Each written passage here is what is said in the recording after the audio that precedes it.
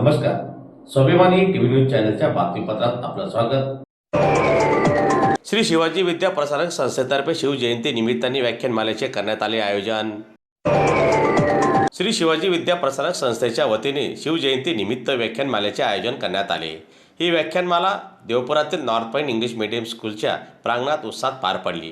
कार्यक्रमाच्या प्रारंभी उपस्थित मान्यवरांच्या हस्ते छत्रपती शिवाजी महाराजांच्या प्रतिमेचे पूजन करून अभिवादन करण्यात आले. व्याख्यात्यांनी शिवचरित्र, स्वराज्य स्थापनेचा इतिहास आणि आजच्या पिढीसाठी शिवरायांच्या विचारांची प्रेरणा यावर मार्गदर्शन केले.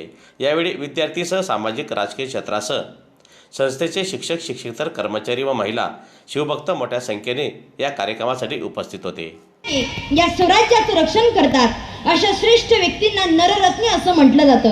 छत्रपती शिवाजी महाराजांनी केवळ गड किल्ले जिंकले नाहीत, तर त्यांनी शून्यातून विश्व निर्माण करणारी माणसं घडवली.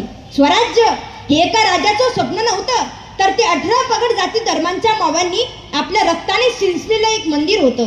महाराजांची माणसं जातपात विसरून केवळ स्वराज्यासाठी जगली आणि प्रसंगी मरणाला हसत हसत सामोरी गेली.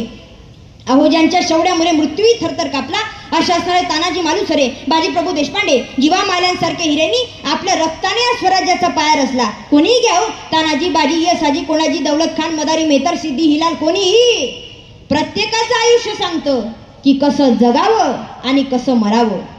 एक एक माणूस असा होता. अशाच एक नररत्नाचा प्रसंग मी तुमच्यासमोर मांडण्याचा प्रयत्न करीन. नगभर असणारं स्वराज्य औरंगजेबाच्या काळामध्ये कट्टेरीप्रमाणे खुपत होतं आणि या स्वराज्यावर आक्रमण करण्यासाठी औरंगजेब एकाहून एक योद्धे पाठवत होता.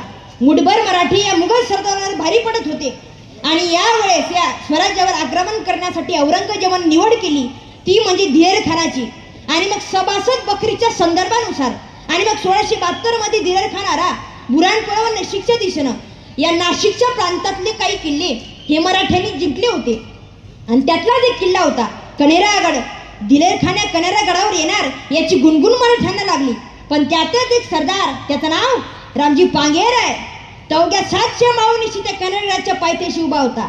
आज ना उद्या हा दिलेर खान स्वराज्यात घुसणार आणि त्याला या स्वराज्यात घुसता येऊ नये म्हणून हा रामजी पांगेर अवघ्या 700 मावळीशी त्या कणेरगडाच्या पायथ्याशी बस्ता घालत बसला होता. रामजी पांगेराला कळालं दिलेर खान पठाण येतोय. 30,000 फौजीनिशी, मोठा हट्टी आणि चिवट दिलेर खान, पराक्रमी भयान. अहो दिलेर खान येतोय, 30,000